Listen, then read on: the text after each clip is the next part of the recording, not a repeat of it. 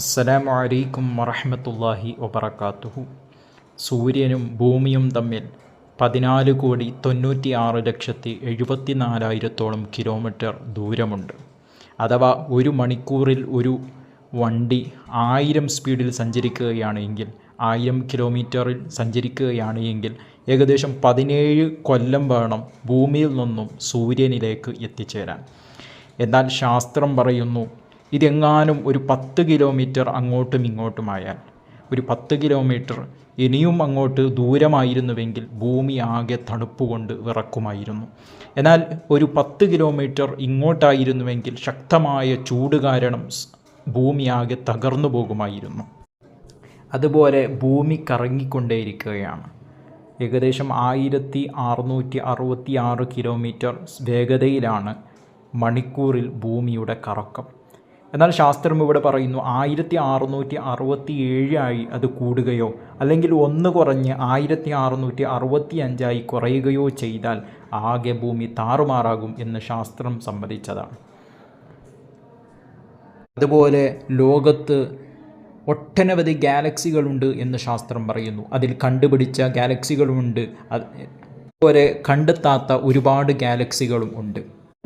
തന്നെ കുഞ്ഞ് ഗാലക്സി ഏകദേശം 1 കോടിയോളം നക്ഷത്രങ്ങൾ ഉൾക്കൊള്ളുന്നതാണ്. 1,00,000 കോടിയോളം നക്ഷത്രങ്ങൾ ഉൾക്കൊള്ളുന്ന ഗാലക്സികൾ വരെ ഉണ്ട് എന്ന് ശാസ്ത്രം പറയുന്നു. ഓരോ ഗ്രഹങ്ങളും അതിൻ്റേതായ ക്രമപഥത്തിൽ കൃത്യമായി സഞ്ചരിച്ചു കൊണ്ടേയിരിക്കുന്നു.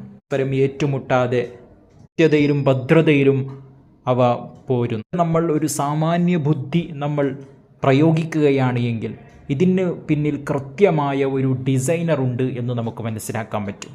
നിങ്ങളൊന്ന് ചിന്തിച്ചു നോക്കൂ. നമ്മൾ കുറച്ച് കോയിനുകൾ നമ്മുടെ കയ്യിലെടുക്കുന്നു, എന്നിട്ട് അതങ്ങ് വിതറിയാൽ അത് ക്രമം തെറ്റിയിട്ടാണോ വീഴുക അല്ലെങ്കിൽ ക്രമം കൃത്യമായിട്ടാണോ വീഴുക എന്നൊന്ന് നമ്മളൊന്ന് ചിന്തിച്ചു നോക്കൂ.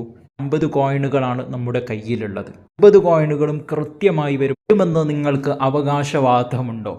ഇല്ല എന്നാണ് നിങ്ങളുടെ മറുപടിയെങ്കിൽ കൃത്യമായി ഇവിടെ ഭൂമിയെയും ആകാശങ്ങളെയും ഉള്ള ഓരോ സൃഷ്ടിജാലങ്ങളെയും ഉള്ള ഓരോ ജൈവ അജൈവ വസ്തുക്കളെയും കൃത്യമായി ഡിസൈന് ചെയ്യുകയും അവയെ കൃത്യമായി നടത്തിപ്പോരുകയും ചെയ്യുന്ന ഒരു ഡിസൈനർ ഇല്ല എന്നാണോ നിങ്ങൾ അവകാശവാദം ഉന്നയിക്കുന്നത്? ചെറിയ ഒരു കാര്യം അവരങ്ങ് ചിന്തിച്ചിരുന്നുവെങ്കിൽ, മണലിലൂടെ നമ്മളിങ്ങനെ സഞ്ചരിക്കുമ്പോൾ അവിടെ ഒരു ആനയുടെ കാൽപ്പാട് കണ്ടു, അല്ലെങ്കിൽ ഏതെങ്കിലും ഒരു ജീവിയുടെ കാൽപ്പാട് കണ്ടു, പോട്ടെ മനുഷ്യൻ്റെ കാൽപ്പാട് കണ്ടു, എന്നാൽ ഇതിലൂടെ ഒരു മനുഷ്യൻ നടന്നു പോയിട്ടുണ്ട് അല്ലെങ്കിൽ ഈ ജീവി ഇതിലൂടെ നടന്നു പോയിട്ടുണ്ട് എന്ന് മനസ്സിലാക്കാൻ എന്തെങ്കിലും ഒരു വലിയ ചിന്തയുടെ ആവശ്യമുണ്ടോ കൂട്ടരെ?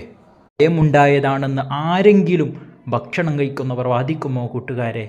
ഇല്ല എന്നാണ് നിങ്ങളുടെ ഉത്തരമെങ്കിൽ അവനാണ് അള്ളാഹു. എല്ലാം സൃഷ്ടിച്ച് പരിപാലിച്ചു പോരുന്നവനാണ് അള്ളാഹു.